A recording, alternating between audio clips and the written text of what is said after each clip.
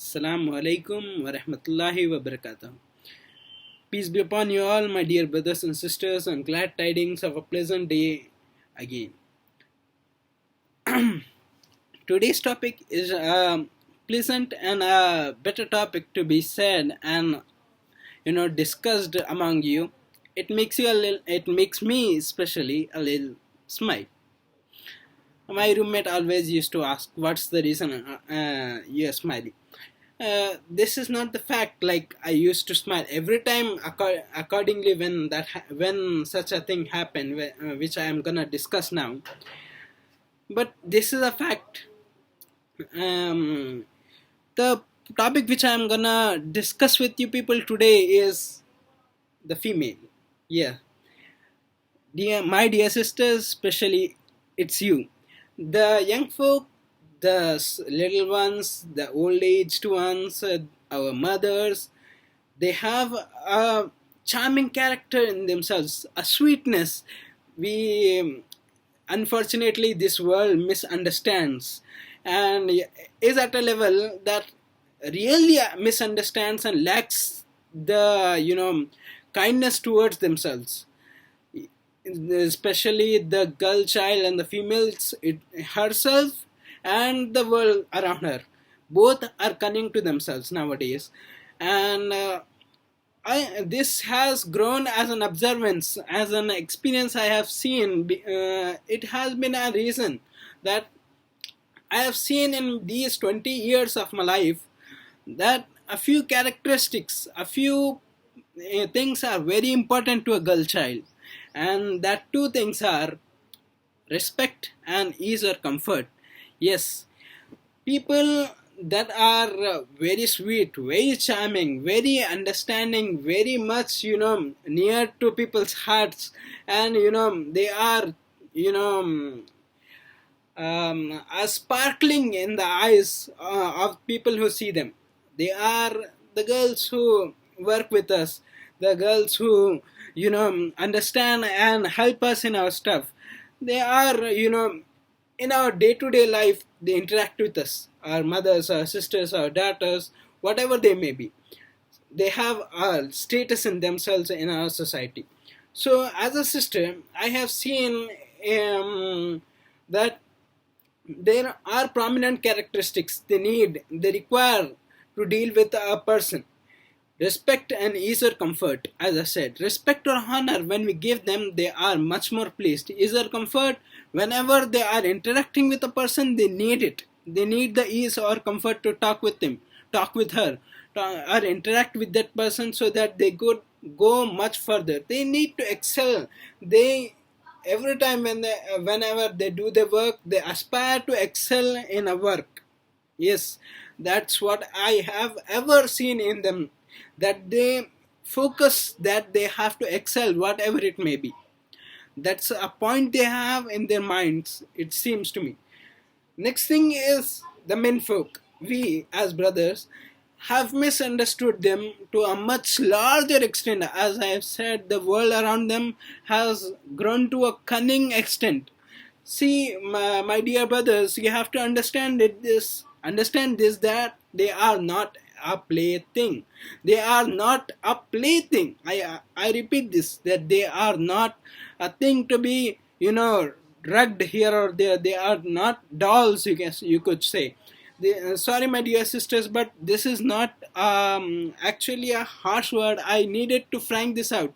I needed to say this in a frank manner because I see the brothers, they have no much care about the feelings or about the understandings of the sister folk. They just go on doing their work. They just go on irritating the sister folk to a much,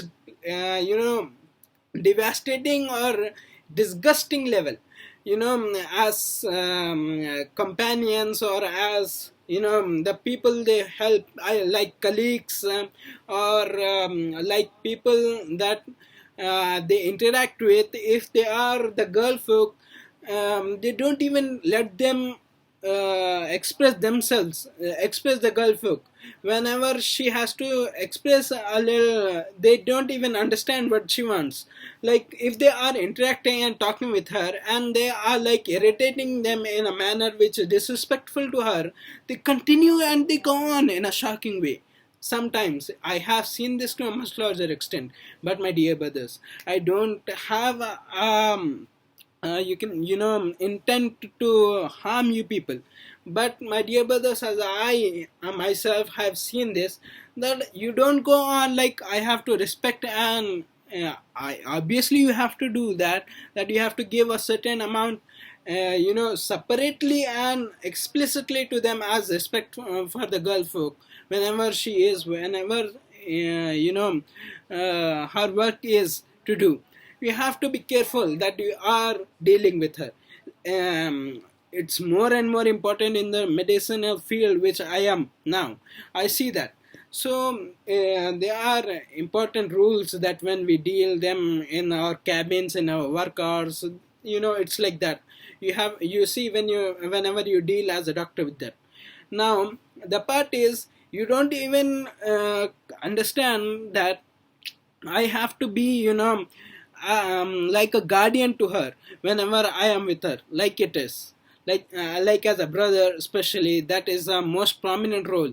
That as a guardian to her, or understand her whenever she like is in need of rest. I give her time to go and rest, not explicitly or more and more exhaust her. That goes to a stupid level. That's a part we have to take care as brothers. And moreover, brothers, at some point the girl folk, sorry sisters, but this happens in the world around us, that you people go to a cunning level. And at that point, my dear brothers, we have to be careful that you treat them in a way, treat the if you are treated in a disrespectful way, you to treat them in that way. I mean to say, not in that too disrespectful way, but in a stricter way. Not in the way that you lower your wing to a much lower level. Even in the way when someone becomes a Hitler upon you. Not like that. You understand it, I think so. And 2-3 misconceptions I wanna deal with now today are regarding to our religion of Islam, that it oppresses women, it seems so. This is a big misunderstanding. When Allah subhanahu wa ta'ala in the Quran says about hijab or about women's safety, He says, put a part of your clothing upon yourselves to the women folk, so that they are not teased, they are not rugged upon whenever they are they are not taken in a careless way. They are identified. This is what it means.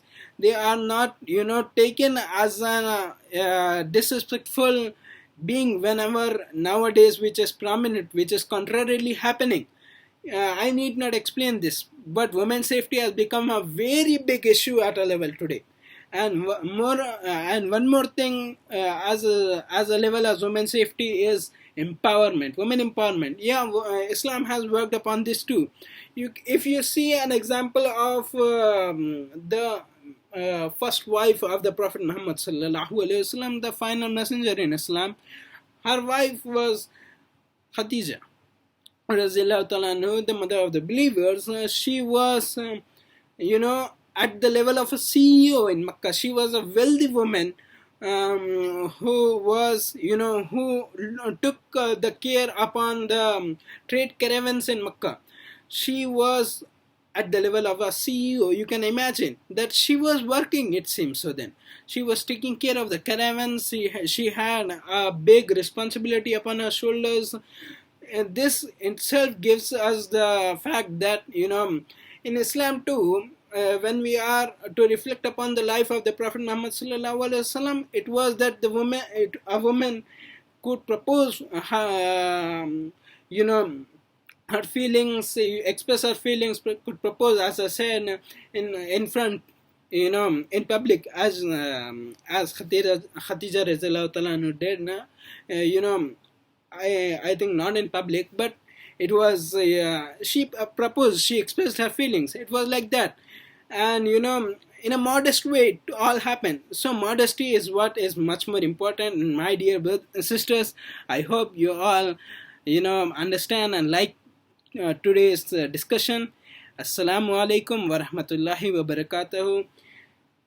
And take very good care of yourselves. And you know brothers, you too take care. Peace be upon you all.